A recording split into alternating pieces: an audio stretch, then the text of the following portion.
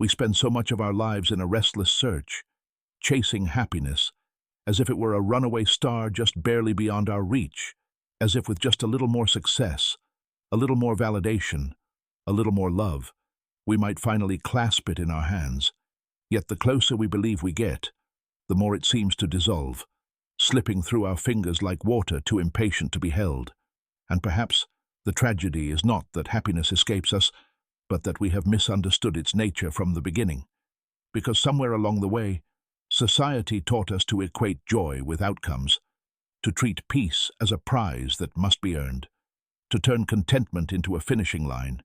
We must cross with our breath burning and our hearts racing, even though ancient wisdom whispered a different truth all along, that happiness is not something we win, or deserve, or battle toward, but something that quietly arises the moment we stop running, stop grasping, stop clinging to the belief that our lives must look a certain way in order to be worthy of feeling whole. Yet we ignore that whisper, because the world around us is loud, unbearably loud, shouting that we must become more attractive, more productive, more impressive, more extraordinary, until simply existing feels like a small crime, and we begin to confuse exhaustion with ambition, and anxiety with motivation, and the fear of falling behind with the desire to grow, all while the quiet truth is that nothing meaningful can ever be grasped through force, because happiness is not a trophy, but a temperature at which the soul begins to breathe. And so we run, and we run, and we run, toward money, status, love, recognition, distraction, mistaking movement for progress and chaos for purpose. We compare our lives to the polished illusions of those who seem perpetually fulfilled, forgetting that even the brightest smiles can be masks worn by souls still searching for themselves.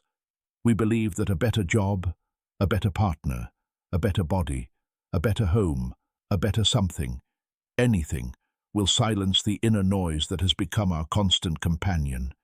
Yet each time we finally get the thing we begged the universe for, we quickly replace it with another desire, convinced that this next one will finally be the key.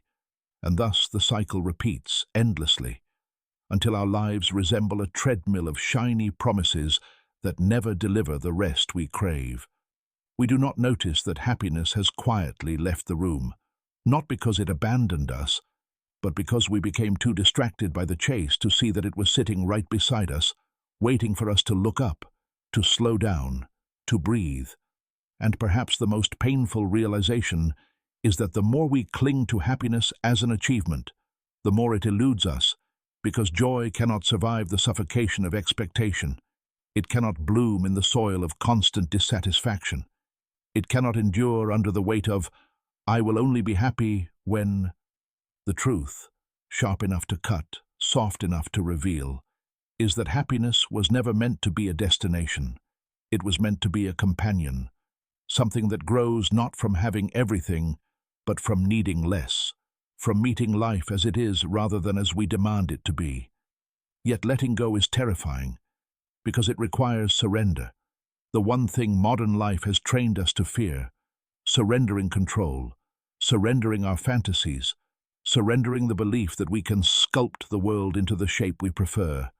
But surrender is not defeat, and letting go is not giving up.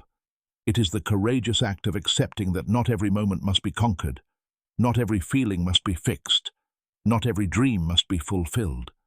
Sometimes life hurts simply because we are human, and happiness is not the opposite of pain, but the space in which pain can be carried without consuming us.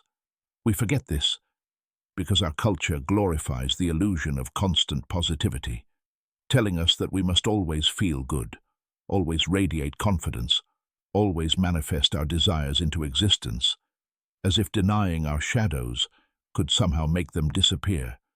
But the truth is that the more we suppress our discomfort, the stronger it becomes, pressing against the walls of our hearts until they crack, teaching us in the hardest possible way that peace is not the absence of discomfort, but the ability to sit with it without running away. Eastern wisdom has been saying this for centuries, that suffering comes not from life itself, but from our resistance to what life brings, that letting go is not a failure but a form of seeing clearly. That peace is found not by rearranging the world but by rearranging our relationship with it. And perhaps this is what modern humanity has forgotten in its desperate sprint toward an ever-receding horizon of perfection. And so we chasing the perfect career, the perfect body, the perfect partner, the perfect day, the perfect version of ourselves that does not exist and never will, while the present moment waits patiently, unnoticed, off,